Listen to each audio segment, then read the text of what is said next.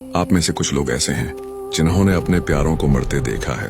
आप में से कुछ ने अपने बच्चों को दफनाया है। आप में से कुछ ने अपनी नौकरियां जाते देखी हैं, अपनी जमा पूंजी खत्म होते देखी है। कुछ लोग डिवोर्स, तन्हाई, छोड़ दिए जाने या नशों की तबाही का शिकार हुए हैं। और हर हालत में आपने खुदा से दुआ की कि वो आपको इस दर्द से बचा ले, लेकिन उसने नहीं कहा। तब दिल में सवाल उठा, खुदा कहाँ था? उसने आपको क्यों ना बचाया? उसने आपके बच्चे को जिंदा क्यों ना रखा? आपके शरीक हयात को क्यों ना बचाया? आपकी नौकरी क्यों गई? लोग आपको छोड़कर क्यों चले गए? क्यों खुदा, क्यों? ये वो सवाल है जो सबसे ज्यादा लोगों के दिलों में होता है, क्योंकि सच ये है कि अक्सर लोग बहुत कुछ सह चुके होते हैं और जो लोग दर्द से गुजरते हैं वो यही पूछते हैं, खुदा कहाँ था? उसने ये होने क्यों दिया? उसने रोका क्यों नहीं?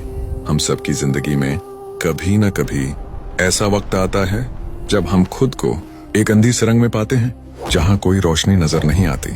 आप रोते हैं, तड़पते हैं, बेबस हो जाते हैं और कहते हैं, हे खुदावंद, अब मुझसे बर्दाश्त नहीं हो रहा। मेरे पास न सब्र बचा है न ताकत। मुझे आज ही तेरी आवाज सुननी है।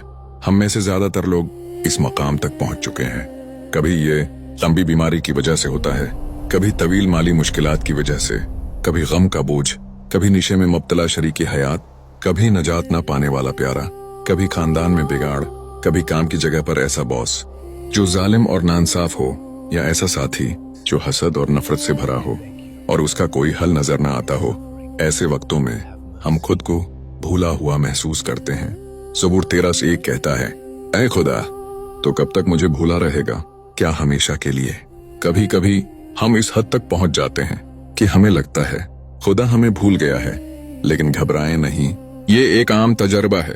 हम सब कभी न कभी ये महसूस करते हैं कि खुदा करीब नहीं, या शायद हमारी मुश्किलात उसके लिए अहम नहीं।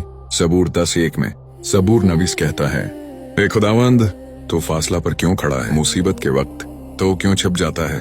हर इंसान की रूह में एक ऐसा मकाम होता है जहां उसका ईमान आजमाया जाता है। वो मकाम जहां ईमान डगमगाने लगता है और हमें उसका पता आजमाइश के मौसम में चलता है। मुश्किल बढ़ती जाती है, आप दुआ करते हैं, कोशिश करते हैं, मगर जिंदगी साथ नहीं देती। दिन हफ्तों में, हफ्ते महीनों में और महीने बरसों में बदल जाते हैं और एक दिन आप इस मकाम पर पहुंच जाते हैं जहां लगता है कि खुदा ने आपको छोड़ दिया है। हालांकि हकीकत ये है कि ऐसा नहीं होता। हम सबको कभी न कभी ये एहसास होता है कि खुदा दूर है।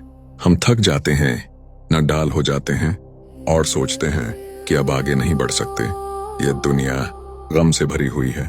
बहुत से क्यों ऐसे हैं जिनका जवाब हमें उस जिंदगी में कभी नहीं मिलेगा।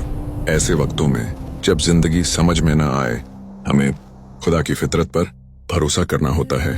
हम उसे अपना बाप मानकर उस पर इत्मीनान करते हैं। जैसे वालिदैन अपने बच्चों से कहते हैं, अभी तुम नहीं समझ सकते, बस हम पर भरोसा करो। इसी तरह हमारा आसमानी बाप भी कहता है, मुझ पर भरोसा रखो। दर्द में भी, गम में भी हमें हर दिन ये मानकर जीना है कि खुदा अच्छा है, वो हमसे मोहब्बत करता है और अगरचा हर बात समझ में नहीं आती, फिर भी हम इस पर भरोसा करते हैं। वो हमसे मोहब्बत करता है और अगरचा हर बात समझ में नहीं आती, फिर भी हम इस पर भरोसा करते हैं। अय्यूब नबी ने सब कुछ खो दिया, फिर भी कहा, अगरचा वो मुझे मार भी डाले तब भी मैं उसी पर भरोसा रखूंगा। ये है ईमान की आखिरी आजमाइश। अय्यूब 1:21 कहता है, खुदा ने दिया, खुदा ने ले लिया, खुदावंद का नाम मुबारक हो। कलाम कहता है, पूरे दिल से खुदावंद पर भरोसा रख, अपनी समझ पर तकिया ना कर, वो तेरे रास्ते सीधे करेगा।